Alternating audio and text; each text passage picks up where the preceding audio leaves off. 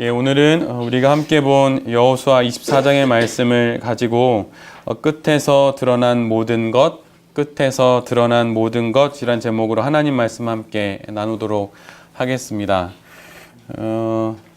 매 주일 저와 또 우리 돌베개 교회에 함께 해주시는 분들과 예배를 계속 드리고 있는데요. 여호수아 말씀을 계속 함께 보고 있습니다. 오늘 특별히 우리가 함께 보려고 하는 여호수아 마지막 24장 말씀은 여호수아 전체 내용 중에서 특별히 여호수아의 죽음에 관련된 내용을 그 중심으로 하고 있습니다. 죽음을 맞이하게 되는 여호수아가 이스라엘 백성들을 세겜으로 모이라 합니다. 그리고 그들에게 하나님의 말씀을 이제 마지막으로 전하게 되지요.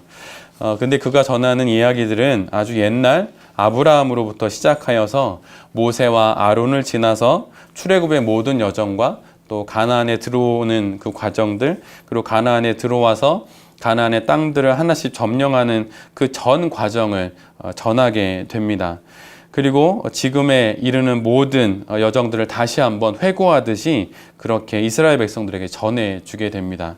그런데 그 말씀을 전하는 바로 그 세겜이라고 하는 것이 좀 의미가 있는데, 그것은 무엇이냐면 바로 이스라엘 백성들에게 복과 저주를 선포했던 에발산과 그리심산의 그 사이에 있는 게 세겜이라고 하는 땅이에요. 근데 그 땅에서 이스라엘 백성들을 다 불러 모으고 그들에게 마지막으로 하나님의 말씀을 전하는 것입니다. 마치 양쪽에 서 있는 두 산 사이에서 이스라엘 백성들에게 이렇게 말하는 것 같죠. 너희들에겐 두 가지 길이 있다. 하나는 복의 길이 있고 하나는 저주의 길이 있다. 너희는 어느 쪽을 선택하겠느냐라고 마치 묻는 것처럼 그렇게 이스라엘 백성들을 세겜 땅으로 모으고 그들에게 마지막 말씀을 전하게 됩니다. 여호수아가 이스라엘 백성들에게 전하는 그 이야기는 그의 마지막 이야기이기도 하지만 사실 최후 통첩과도 같은 이야기예요. 그리고 그의 이야기는 바로 우리가 함께 본 15절의 말씀에 나와 있습니다. 그 말씀을 요약하자면 그런 건데, 그 말씀은 바로 이런 거예요. 나와 내 집은 이제 하나님을 섬기겠다.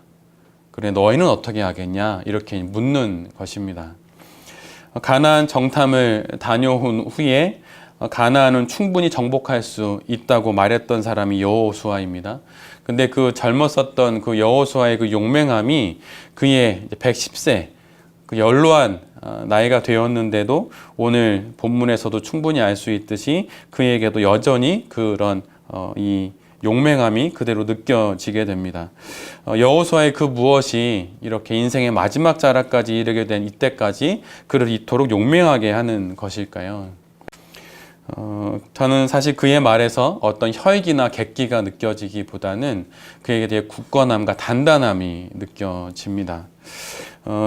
두려움도 없고 흔들림도 없는 그의 모습이 오늘 본문에서 그렇게 나와 있죠. 여러분에게는 혹시 그런 담대함, 그런 용맹함들이 혹시 있으신가요? 아니면 신앙의 연수가 점점 더 길어지시면서 삶의 많은 일들을 겪게 되시지만 오히려 젊었을 때보다 더 깊고 더 단단한 그런 용맹함들이 여러분의 삶 가운데 있으십니까? 여러분이 잘 알다시피 저는 돌베개 교회를 올 1월부터 섬기고 있습니다. 근데 저는 사실 오늘 본문의 여호수아를 볼 때마다 이런 질문을 저에겐 하게 돼요. 왜 내겐 이런 마음이 없는 것일까? 왜 내가 믿고 있고 또 내가 지금까지 경험했던 그 하나님과 여호수아가 경험했던 그 하나님이 다른 분이 아닌데 왜 나에게는 이런 것이 없을까? 이런 생각을 해보게 됩니다. 몇몇 분은 아시겠지만 저도 나름 북한 일을 10여 년 정도 했었고, 또 북한 일을 하다가 조금 있으면 학교에서 안정적인 지위를 준다는 제안도 있었는데 그것도 뿌리치고 신학을 했습니다. 또 신학을 잘 하다가 또 이제 돌베개 교회까지 왔지요. 여기까지 오면서 나름 간증도 사실은 있습니다. 그리고 경험이 없는 것도 아니고 또 신학을 공부했으니 하나님에 대해서 또 아는 것도 조금은 더 많아졌겠지요. 그런데 왜 오늘 이 자리에 있는 나에겐 왜 이런 삶이 없는 것일까라고 하는 질문을 하게 됩니다. 그래서 여호수아를 볼 때마다 도대체 나는 무엇이지? 나는 도대체 내가 알고 있는 하나님과 여호수아가 알고 있는 하나님이 다르지 않은데 왜 나는 이런 모습이지? 나도 나름 다른 것들 많이 버리고 조금은 다른 곳으로 향하면서 살았는데 왜 내게는 이런 용맹함이 없지? 왜 나에게 이런 단단함이 없지? 이런 생각을 해보게 됩니다. 근데 사실 그 이유는 사실은 한 가지예요. 그건 뭐냐면 내가 오늘 받은 은혜가 없기 때문입니다. 여러분은 일주일에 말씀 묵상을 몇 번 정도 하시나요?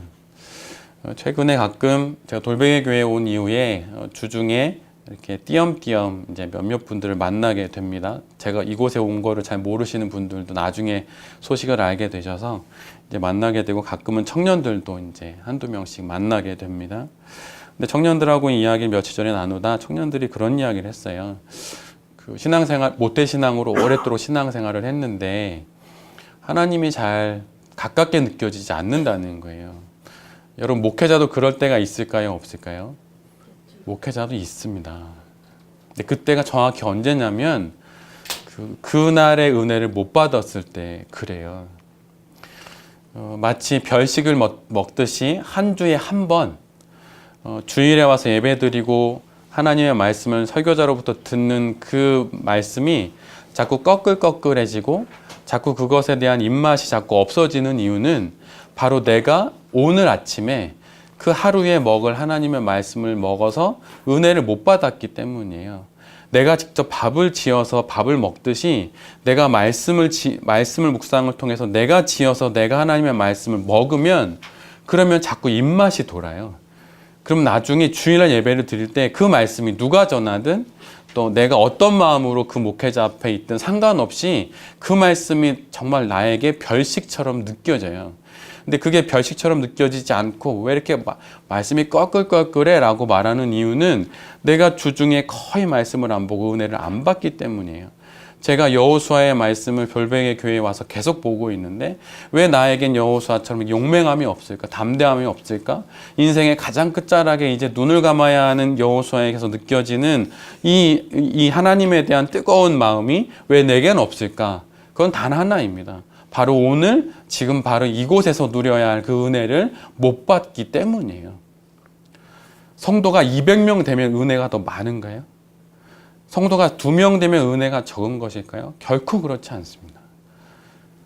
내가 오늘 받아야 할 그 은혜를 하나님이 주시는 그 자리에 내가 안 가서 받지 못하니까 자꾸 시선이 딴 데로 가는 거예요. 예를 들면 교회를 개척한 목회자라 그러면 왜 오늘은 2명밖에 없지? 왜 오늘 10명밖에 없지? 인원만 눈에 들어오겠죠. 근데 그건 아니에요. 제일 중요한 것은 내가 은혜를 못 받기 때문입니다. 근데 예전에도 말씀을 드렸지만 하나님께서 우리에게 주신 은혜의 방편은 3가지라고 이야기를 해요. 말씀과 기도와 성례전입니다. 근데 그 중에서 가장 매일 먹을 수 있는 건 말씀하고 기도죠. 근데 저 개인적으로는 저는 말씀을 많이 먹으면 그러면 그날 은혜가 넘쳐요. 근데 그 은혜가 뭔가 나른하고 무엇인가 이렇게 붕 떠오르게 하는 게 아니라 마치 그 깊은 큰 나무가 뿌리를 견고하게 이렇게 땅에 딱 붙잡듯이 그렇게 말씀에 붙잡히는 거예요. 근데 그게 없으니까 자꾸 바람이 불면 나무가 흔들리니까 뿌리까지 흔들리고 이렇게 되는 거죠. 여호수아가 어떻게 그 젊었을 때의 그 용맹함과 하나님에 대한 그 믿음을 인생 말년에까지 가질 수 있는 건가요? 그는 지금 바로 이 세겜, 에발산과 그리심산 그 사이 골짜기에 있는 이 세겜에서도 바로 젊었을 때 만났던 그 하나님이 주신 은혜를 맛보고 있는 거예요. 만나고 있는 거예요. 그러니까 그 뭐라고 이야기합니까? 이스라엘 민족 내 앞에 있는 그대들은 어떤지 모르겠지만 나와 나의 집안은 하나님만을 섬기겠다. 너희들은 어찌할 거냐 이렇게 묻는 것입니다. 오늘도 주님께서 저희들에게 이렇게 물어요. 정말 나를 섬기겠느냐? 아니면 다른 길을 선택하겠느냐 이렇게 묻는 것이죠. 우리 모두는 오직 하나님만을 섬겨야 합니다. 상황도 아니고 형편도 아니고 조건도 아니에요. 오직 하나님만을 섬겨야 합니다. 근데 더더욱 여호수아가 이렇게 말할 수 있었던 이유는 그는 가나안 정복의 그 모든 과정에서 그가 경험했던 그 하나님을 그는 알고 있었어요. 그래서 그 하나님에 대한 알을 인생의 그 마지막 자리까지 가지고 올 수 있었던 거죠. 그래서 그 과정에서 하나님을 만나니 이 마지막 결과에서도 하나님을 이야기할 수 있는 것입니다. 과정에서 하나님을 만나니 결과에 상관없이 그 결과 속에서 하나님을 만날 수 있었던 거예요. 여러분, 예를 들어 돌베개 교회를 비유로 말씀으로 들면 이런 겁니다. 목회를 우리 돌베개 교회가 앞으로 30년 정도 목회를 했습니다. 우리 교회가 있었어요. 근데 성도가 5명밖에 안 됐어요. 그러면 실패한 목회일까요? 많은 사람들은 실패했다고 할 수 있습니다. 그런데 하나님의 관점은 좀 달라요. 물론 이거에도 제가 말씀드릴 하나는 따로 있긴 있습니다. 그러나 오늘은 그 얘기는 안 하고 이 얘기만 말씀을 드려요. 그 모든 일이 끝난 끝자리에서 그 과정에 있었던 모든 것들이 여실히 다 드러나게 됩니다. 남김없이 드러나게 돼요. 근데 그건 좋은 성과나 좋은 성취가 아니에요. 그 결과를 대하는 태도에 따라서 그것이 하나님 안에 있었던 것인지 아닌지가 여실히 드러납니다. 만약에 공부를 열심히 하고 사업을 잘해서 좋은 대학 가고 사업이 번창하면 그 모든 과정이 마침내 그 성공의 결과로 이게 하나님의 것이었다고 드러나게 되는 것일까요? 그렇지 않습니다. 그 결과가 세상에서 말하는 성공이었든 아니면 그냥 별 볼 일 없는 것이었든 상관없이 그 결과를 대하는 그 태도가 바로 그 결과가 어느 과정을 통해서 여기까지 오게 되었는지를 이야기해 주는 것이죠. 그래서 마지막 그 끝자리에서 드러나는 그 모든 결과에 대한 태도가 그가 어떠한 과정으로 여기까지 이르게 되었고 어떤 모습으로 여기에 오게 되었는지를 그대로 보여주게 됩니다. 여호수아의 유언과 같은 그 말이 바로 우리가 오늘 함께 보고 있는 말씀이죠. 그런데 여호수아의 그 유언과 같은 이야기, 최후 통첩과 같은 이야기 다음에 여호수아가 다시 이스라엘을 불러 모아서 그들과 다시 대화를 합니다. 여호수아가 말하고 이스라엘이 답변을 하는 모양입니다. 이스라엘은 하나님만을 섬길 것을 그 대화 가운데 고백을 하게 돼요. 그리고 스스로 자기들이 그것의 증인이 됩니다. 내가 이제 하나님만을 섬기겠다고 스스로 증인이 돼요. 그리고 성소 옆에다가 큰 돌을 세우게 되고 그 돌을 증거로 세워서 율법과 돌을 기록하는 율법책에 이제 기록하게 되고 큰 돌을 가져다가 그 아까 말씀드렸던 것처럼 성소 옆에 세워서 그 모든 말씀의 증거로 그 큰 돌을 삼게 됩니다. 증인과 증거를 다 세우게 되고 이것을 통하여서 이제 여호수아가 말하려고 하는 모든 것들이 끝나게 되는 거죠. 그리고 나서 이스라엘 백성들이 다 자기 곳으로 돌아가게 돼요. 그런데 여기서 우리가 한번 생각해 봐야 하는 것은 여호수아가 유언처럼 남겼던 이야기들의 내용이 뭐냐고 하는 거예요. 제가 앞에서 잠깐 말씀드렸는데 여호수아가 전하는 그 유언은 사실 그가 역사 속에서 경험했던 지난 역사적 사실들의 회고였습니다. 근데 그것이 유언이 된 것이죠. 지난 세월 살아왔던 인생, 그 인생길, 그리고 또 그 길에서 만났던 하나님과의 만남에 대한 회고가 그의 유언이 되었어요. 하나님과의 만남에 대한 회상들, 그 회고들이 자기 인생의 유언이 되었던 것입니다. 여러분도 혹시 여러분이 지난 세월 동안 만났던 하나님에 대한 기억들을 열거하는 것으로 여러분이 여러분의 사랑하는 자녀들에게 유언이 될 수 있는 삶을 살고 계십니까? 이것만큼 아름다운 삶은 없을 것 같아요. 아빠가 예전에 이런 일을 겪었다. 그리고 이 일은 이렇게 하나님과 지났어. 아빠가 이런 일을 했을 때 정말 어려웠는데 근데 사람들 찾아가지 않고 하나님 찾아가서 기도했고 하나님의 방식으로 일을 풀려고 해서 또 한 곱이 넘었다. 그래서 오늘 여기까지 이르게 됐어. 근데 그게 유언이 됐다는 거예요. 근데 여호수아는 오늘 그것을 자신의 유언으로 대신하게 됩니다. 자기의 인생을 유언으로 회고하듯이 말하는 것으로 유언을 삼을 수 있을 정도니 얼마나 여호수아가 치열하게 살았겠습니까? 치열하게 살았으니 설득력은 있었을 것이고 또 그 설득력 가진 그 말이 얼마나 또 매력적으로 느껴졌을까요? 여호수아의 이 유언의 이야기를 듣고 이스라엘 백성들이 자신들은 이제 하나님을 믿겠다고 그렇게 말하게 되는 것이죠. 인생을 회고하는 것만으로도 유언이 되는 인생, 그것으로 유언을 대신할 수 있는 인생, 그것이 바로 우리의 인생이 되어야 하지 않겠습니까?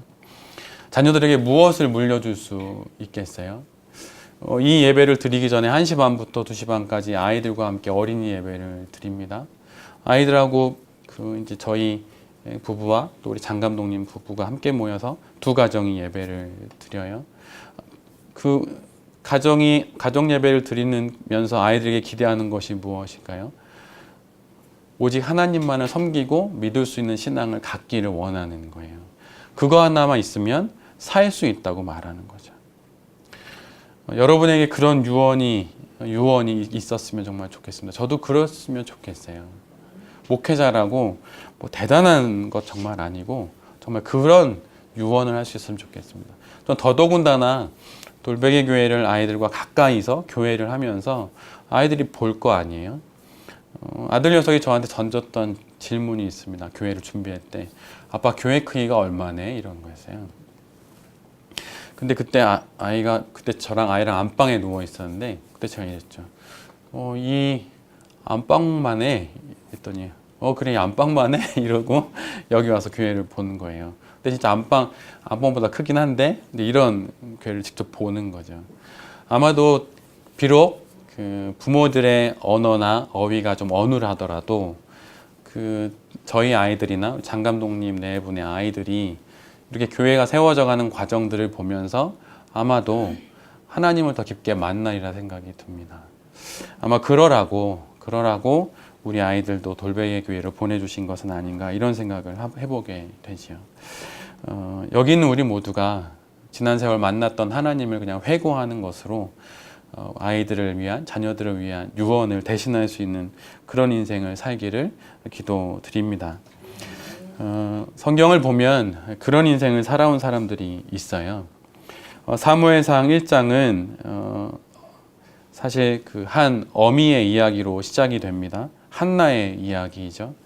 한나가 하나님께 간절히 기도합니다. 아들을 달라고 간절히 기도하죠. 그래서 하나님의 아들을 주십니다. 하나님으로부터 이제 사무엘을 얻게 되죠. 근데 한나가 그렇게 사무엘을 얻을 때 잘 알다시피 서원을 하게 됩니다. 사무엘을 하나님께 바치겠다고.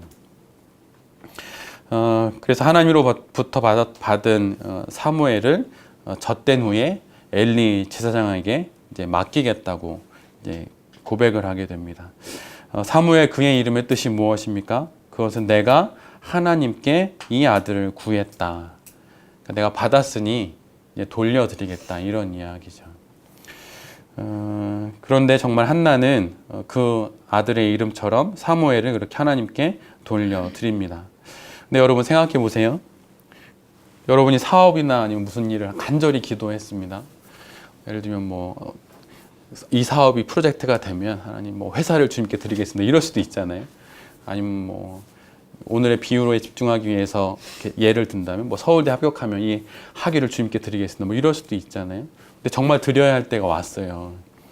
여러분 드리실 수 있으시겠어요? 정말 막막할 거예요. 근데 더더욱 그런 건 이게 간절한 기도였거든요. 간절한 기도에 응답이 됐으니 그 응답이 얼마나 간절하겠어요. 근데 한나는 그 기도의 결과물을 하나님께 드리기로 합니다. 근데 생각을 해보면 그 간절함에 상응하여서 얻게 된 그 기도의 결과가 얼마나 소중하고 얼마나 남주기 아깝겠어요. 그게 당연한 인간의 마음인데 사무엘은 젖된 후에 말 그대로 하나님께 드려지게 됩니다. 근데 그 당시 전통으로는 젖된 후라고 하는 건 약 3년을 이야기해요. 만 3년. 여러분 한번 기억을 더듬어 보세요. 지금은 너무 징그럽게 커버린 자녀들이지만 3살 됐을 때 그때 아이들 한번 생각해 보십시오. 그땐 정말 이제는 의사소통이 되고 장난도 치고 이제 아이들하고 뭔가 이제 될 때입니다. 그래서 아빠, 엄마 이야기도 하고 막 음식 먹으면 아빠를 떠주기도 하고 막 서로 막 이렇게 하잖아요. 근데 바로 그때 바로 한나는 사무엘을 하나님께 드려야 했어요. 이 부분에 기록되어 있는 말씀을 읽어드리면 이래요. 아이가 젖을 떼고 나면 내가 직접 아이를 데리고 가서 하나님 앞에 바치겠습니다. 그리고 그가 이렇게 이야기해요. 그리고 아이가 그곳에 평생 머물게 하겠습니다. 그런데 바로 그렇게 이쁜 만 3살 된 그 아이를 한나는 하나님께 바칩니다. 그것도 그 한나의 손, 바로 그녀의 손으로 직접 말입니다. 그것도 잠시 맡기는 게 아니라 평생을 맡기는 거예요. 사무엘상 1장 24절 하반절은 이렇게 기록합니다. 실로 여호와의 집에 나아갔는데 아이가 어리더라. 메시지는 이렇게 번역해요. 그러나 홀로 떼어 놓기에는 아이가 너무 어렸다. 그러나 홀로 떼어 놓기에는 아이가 너무 어렸다. 그래도 한나는 사무엘을 성전에 보내게 됩니다. 성전에서 보내는 첫날 밤 만 3살이 된 아이가 얼마나 어머니가 보고 싶었겠습니까? 얼마나 어미를 찾아왔겠습니까? 한번 상상을 해보세요. 아마도 어미의 품을 떠나 홀로 성전에 맡겨진 사무엘은 그 밤 어미를 그리워하며 어미의 품을 그리워하며 한없이 울었을 것입니다. 그리고 울고 울어도 나타나지 않은 어미에 대한 그리움으로 울다 지쳐서 그렇게 잠이 들었겠죠. 그러면 어미는 어땠을까요? 어미인 한나 역시 그날 밤 사랑하는 아들 사무엘을 생각하며 울었을 것입니다. 아이를 덮어주었던 이불과 아이가 베고 자던 베개를 보면서 아직도 아이의 냄새가 남아있는 옷가지들을 정리하며 어미인 한나 역시 뜬 눈으로 그 밤을 보냈을 것입니다. 피곤해 지쳐 잠든 새벽, 여느 때와 같이 무심결에 눈을 떠서 자신의 팔을 베고 새근새근 자고 있을 아이가 생각나 번쩍 눈을 떠보았지만 아이가 없는 것을 알고 이내 사무엘을 성전에 맡긴 것을 다시 알게 된 한나는 저린 가슴 쓸어내리며 오지 않는 잠을 자려 뒤척였을 것입니다. 엄마가 그리워서 밤새 울다 지쳐 잠든 3살배기 아들 사무엘, 또 아들이 보고 싶은 마음에 소리 없는 속 깊은 눈물로 가슴을 적셔야만 했던 어미인 한나. 그렇게 울다 지쳐 잠든 어미와 아이가 맞이해야 했던 그날 밤의 그 마음을 여러분은 상상하실 수 있으시겠습니까? 그런데 여러분 혹시 아시나요? 여기 있는 우리 모두는 실은 그 밤을 맞게 된다는 것을 말입니다. 코끝의 호흡이 멈추는 순간 우리 모두는 사랑하는 아들과 또 사랑하는 딸과 또 사랑하는 가족들과 헤어져야 합니다. 이제 이 땅에서 다시는 육체로는 사랑하는 이들을 만날 수가 없어요. 그 밤이 우리에게도 오게 됩니다. 한나처럼 사무엘처럼 아들이 보고 싶어 울고 어미가 그리워 눈물 훔치는 그 밤이 우리에게도 다가오게 될 것입니다. 여러분에겐 혹시 그 밤에 그 저녁에 여러분은 무엇을 하실 수 있겠습니까? 더 이상 사랑하는 아들을, 사랑하는 딸을, 사랑하는 어미와 아비를 더 이상 볼 수 없게 됐을 그때 여러분 어떻게 그 밤을 보내시겠습니까? 그런데 오늘 어미 한나는 그 답이 있었어요. 사무엘상 1장 28절의 말씀입니다. 그러므로 나도 그를 여호와께 드리되 그의 평생을 여호와께 드리나이다. 이 부분을 앞에서 한번 읽어드렸었는데 다시 한번 메시지로 읽어드리면 다음과 같아요. 이제 이 아이를 하나님께 바치겠습니다. 이 아이는 평생 하나님의 사람으로 살 것입니다.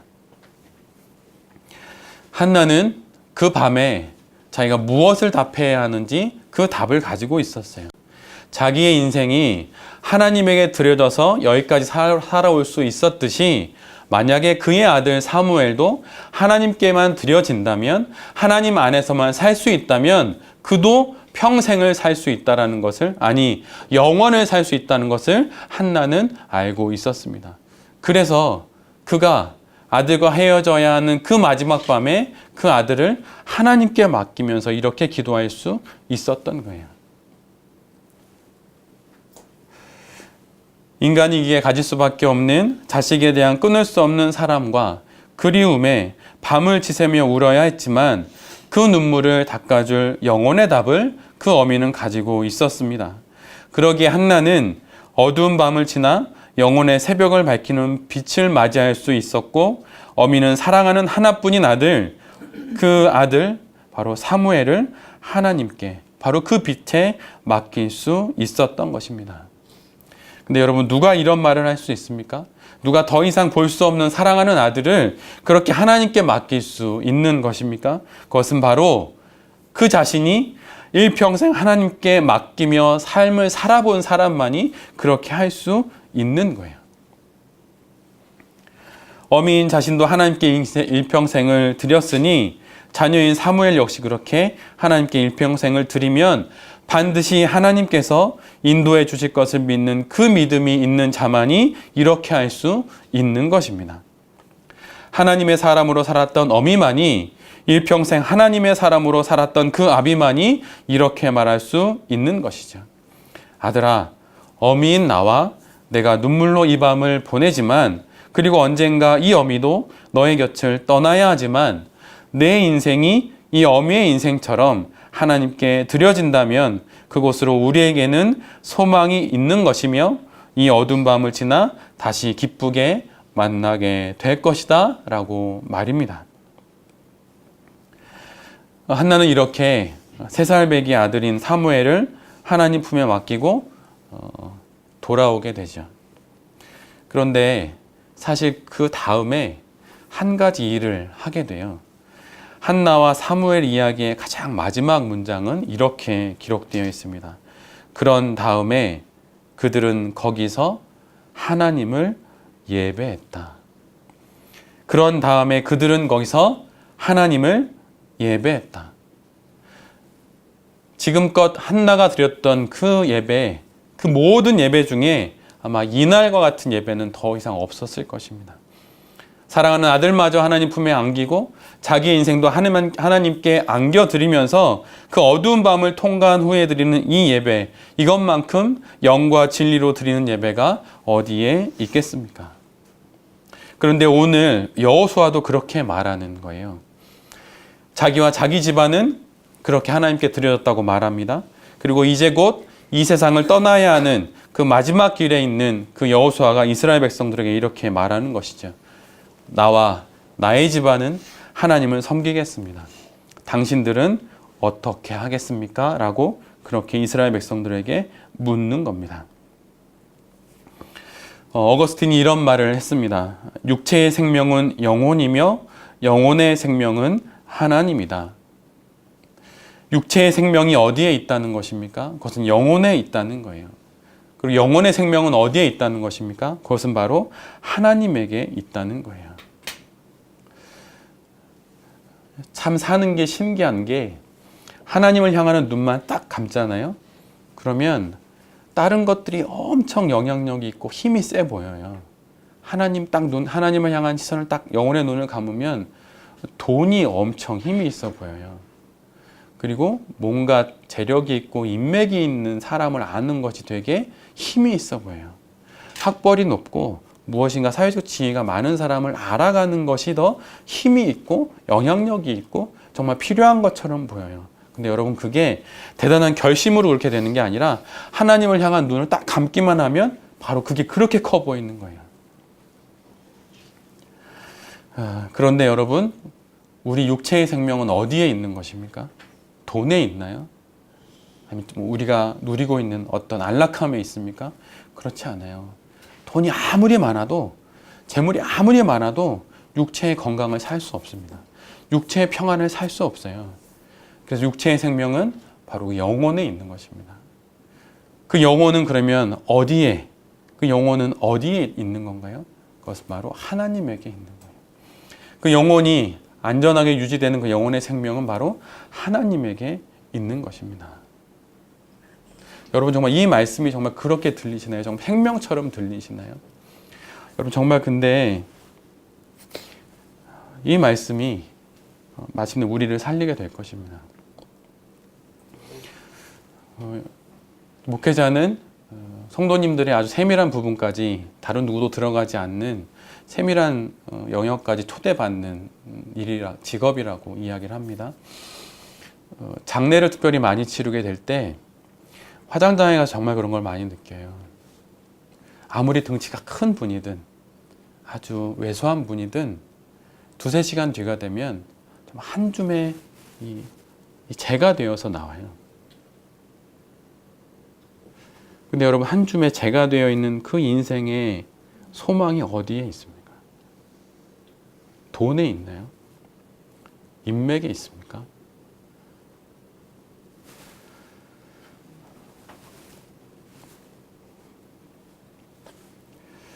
오직 하나님에게 있어요. 근데 그것이 참 희한한 게 눈 감으면 안 보여요. 우리 영혼의 생명, 그것은 바로 하나님에게 있습니다. 여호수아가 지금 그렇게 이야기하는 거예요. 평생을 살아보니 100년이 넘도록 살아보니 나의 영혼의 생명이 하나님에게 있고 우리 가정의 생명도 하나님에게 있음을 알게 되었다. 이스라엘 그대들은 어느 길을 선택할 것이냐 이렇게 묻는 것이죠. 오늘도 하나님께서 우리에게 이렇게 묻는 것입니다. 여러분의 생명은 어디에 있으십니까?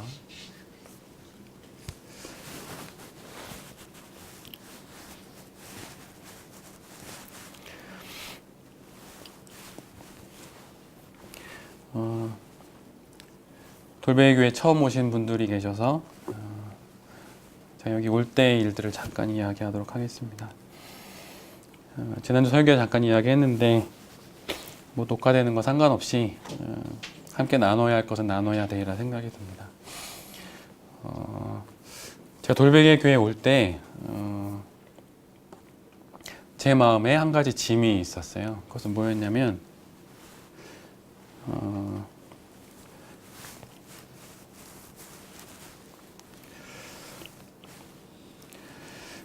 왜 저를 아는 성도님들에게 왜 제가 돌베개 교회에 오는 것, 다른 말로 하면 교회를 개척하는 것이 왜 저를 아는 많은 권사님들이나 집사님들, 장로님들에게 왜 기쁨이 못 될까, 성도님들에게 왜 이렇게 기쁨이 안 될까 이런 생각을 했었습니다. 그게 사실은 근데 성도님들을 두고 한 고민 중에 아주 좀 큰 고민이었어요. 왜 그 기쁨이 안 되실까?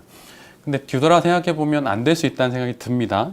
근데 제가 이런 생각을 하게 됐어요. 기도 중에 만약에 제가 조금 더 큰 교회, 예를 들면 뭐 중대형 교회에 아니면 정말 큰 교회에 청빙을 받으면 성도님들이 엄청 좋아하실 거 아니에요. 잘 됐다고, 우리 안 목사님 잘 됐다고.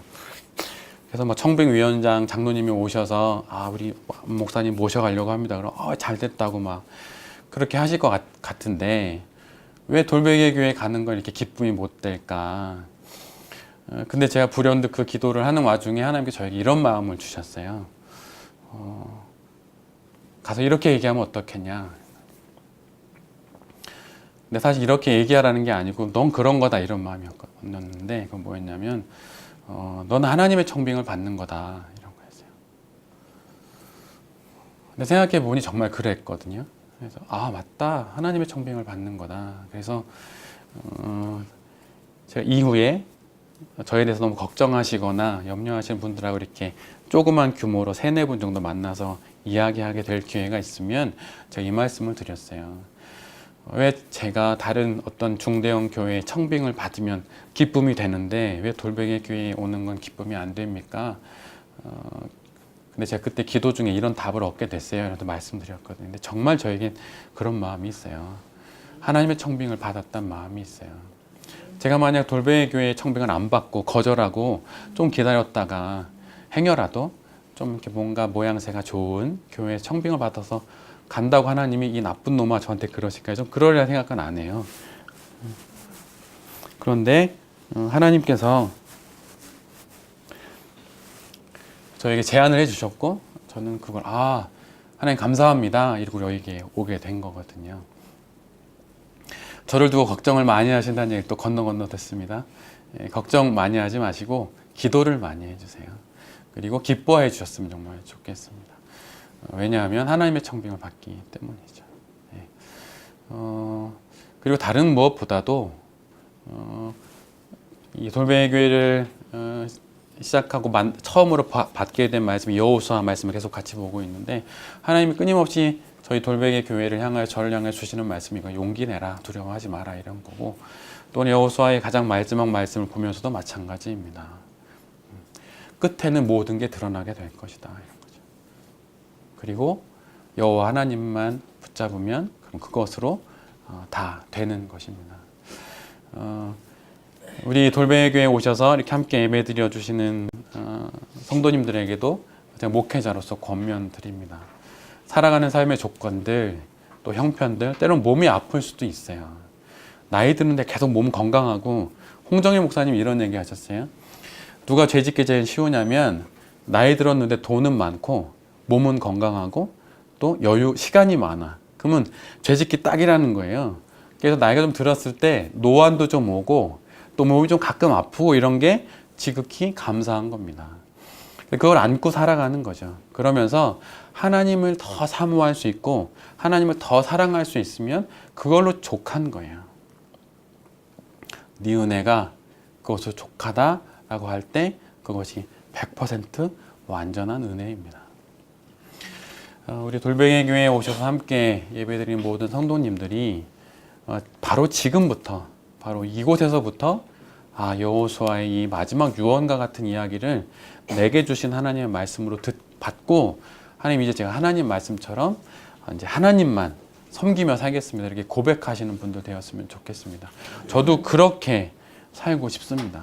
그리고 우리 돌베개 교회도 그런 고백으로 만나와 같은 예배를 드리고 또 매주 그렇게 예배를 드려서 하나님께서 애썼다. 오늘이 마지막이다 라고 하면서 우리의 코끝에 호흡을 멈추게 하실 때 그때 하나님 감사합니다 이렇게 고백하고 주님께 안길 수 있는 우리 모두가 되기를 간절히 빕니다. 여기 계신 모든 성도님들이 또 이 말씀을 전한 제 자신이 그런 아름다운 인생을 살아갈 수 있게 되기를 간절히 기도드립니다. 아멘. 주님, 우리 육체의 생명이 어디에 있습니까? 그것은 영혼에 있고 또 영혼의 생명은 어디에 있습니까? 그것은 하나님에게 있습니다. 주님, 우리가 이 세상의 것으로 또 나에게 도움이 되고 또 필요한 것으로 마치 나의 생명으로 삶으며 살아가는 그런 어리석은 자 되지 않도록 주여 은혜 내려 주시옵소서. 하나님을 향한 영혼의 눈만 잠시 감아버리면 돈이 힘 있는 것 같고 또 힘 있는 사람이 정말 힘이 있는 것 같고 또 인맥이 가장 힘 있는 것처럼 보이는 것이 이 연약한 우리의 인생입니다. 주님, 우리를 불쌍히 여기시고 주님, 우리를 긍휼히 여겨 주시옵소서. 하나님, 그리하여서 여호수아처럼 그가 살아온 인생에 대한 회고가 우리의 유언이 될 수 있도록 주님, 우리의 인생을 붙잡아 주시고 인도하여 주시옵소서. 사랑하는 아이들에게 또 사랑하는 남편과 아내와 부모님들에게 내가 살아온 인생을 그냥 이야기하는 것만으로도 나의 걸어왔던 인생에 만났던 하나님을 회고하는 것만으로도 그들에게 복음이 되게 하여 주시고 그들에게 우리의 유언이 될 수 있도록 주여 은혜 내려 주시옵소서. 하나님을 따르고 살아온 그의 인생의 끝에 지난 세월 그가 어떤 삶을 살았는지가 그대로 드러나게 될 것입니다. 여호수아의 고백이 바로 그의 인생의 끝자락에서 그가 이스라엘 백성들을 향해서 하는 그 고백이 그가 어떻게 살아왔는지를 하나님 여실히 드러내 보여줍니다. 간절히 구하오니 우리의 인생의 마지막 자리도, 우리의 인생의 그 끝자리도 여호수아와 같은 그 자리가 될 수 있도록 주여 은혜 내려 주시옵소서. 하나님, 돌베개 교회를 걱정하며 또 염려하며 늘 교회를 위하여 기도하는 많은 성도님들이 계십니다. 하나님, 그 성도님들의 기도에 응답하여 주시고 또 교회를 위하여 기도하는 그 성도님들의 삶 가운데도 주님께서 복 주시고 또 당신의 자비와 또 섭리를 허락하여 주셔서 그 성도님들의 삶 가운데 하나님을 향한 기도로 풀려져 나가는 모든 것들을 경험하는 귀한 은혜가 우리 성도님들 삶 가운데 있을 수 있도록 주여 은혜 내려 주시옵소서.